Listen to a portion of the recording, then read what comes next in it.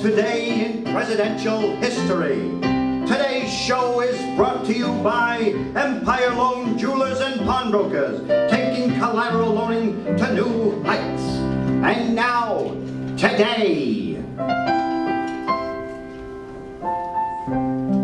Today, 1675, a combined attack by the Plymouth, Rhode Island, Massachusetts Bay, and Connecticut colonies. They attack the great swamp fort owned by the Narragansetts during King Philip's War.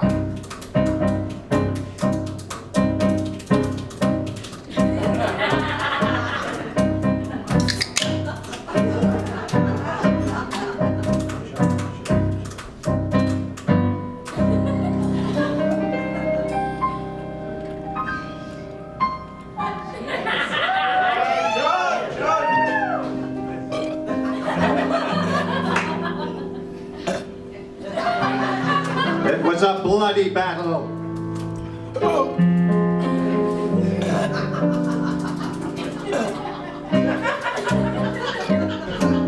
Both sides had losses. It dragged on and on and on.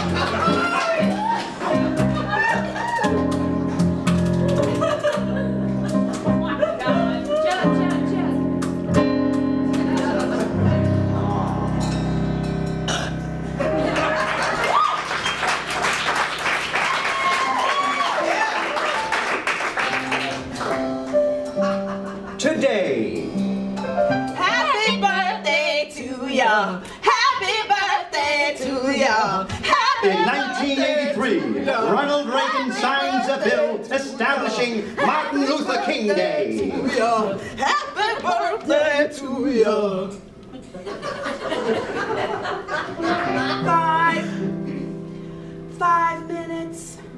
5 minutes in flight.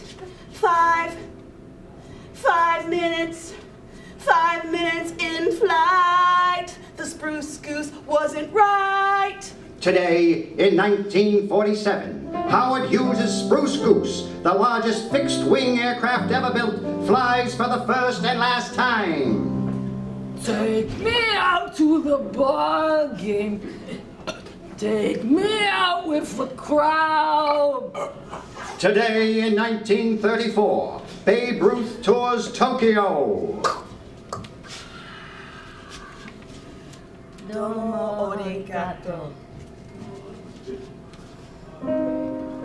Today, Napoleon crowned himself Emperor.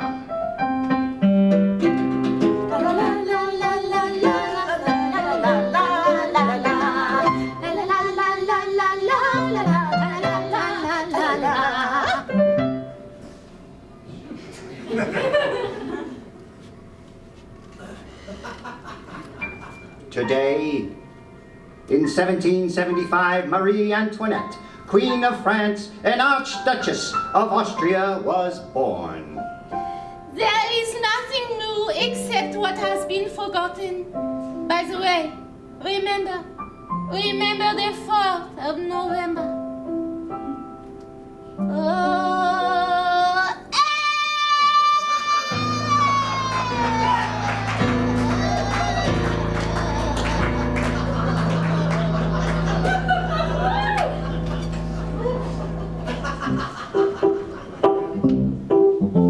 Today, in 1930, Tafari Makonnen was crowned Emperor of Ethiopia. You know him as Haile Selassie. Ja, Rastafari. Aye.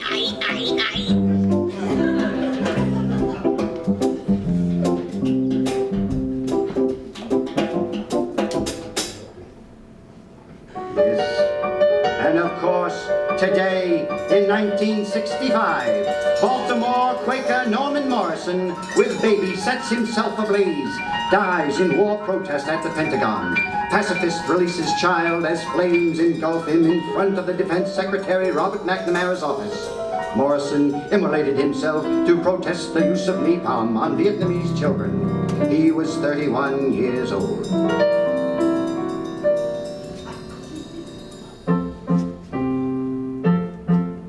And now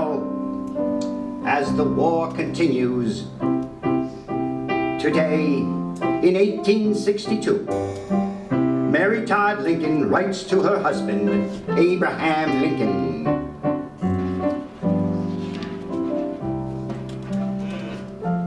What's that? Fire, McClellan. But he practically handed me Robert E. Lee's head on a stick at Antietam. Honey, no! No, I can't do that. I can't do that. I gotta win this war. I gotta win this war! I gotta win this war. Win this war for me. Did you read my letter? Yes, I did. And? Honey, no, I can't do that. Oh, for heaven's sakes. He's lost more battles than he's won. Don't you see, Abraham, we must end this war. McClellan loves power and is content to keep fighting until the last drop of blood is spilled as long as it's not his own. His apathy toward emancipation, his slowness to attack the Confederates results in laziness on the battlefield. Look at his waistcoats, hardly a thread out of place.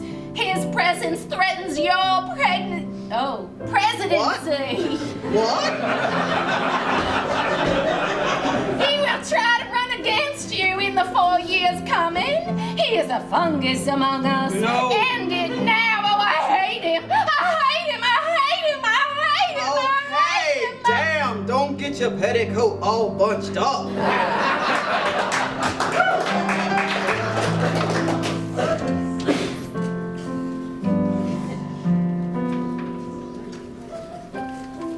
You know, it's true. That crazy bitch is right, you know. I could give two shits about Negroes. And I don't like goats either. I just like fighting. I like power and sticking people with bayonets. It's neat. And the cool clothes. Look at my buttons. Blue is my color. But I am a Northern Confederate through and through. By the way, thanks, Sarah, for giving me props for the counterinsurgency strategy going on in Afghanistan. Now I'm gonna call her and pretend I'm French President Sarkozy. This shit is hilarious.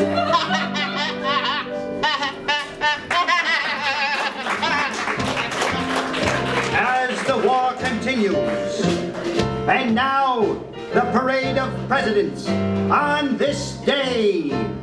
James A. Garfield, Republican, elected president.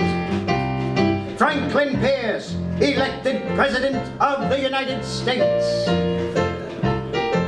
Warren G. Harding, elected president. Louis Napoleon takes power in France. I want America too. Shut up, shut up. Yeah, America. Truman beats Dewey.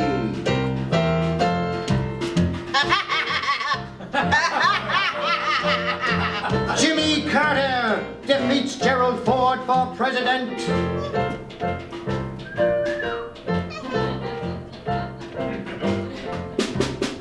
George W. Bush wins a second term as U.S. president, winning 51% of the popular vote. Oh, hush up, hush up. Daddy, I won. Can I have a cupcake now? Yeah, get your cupcake.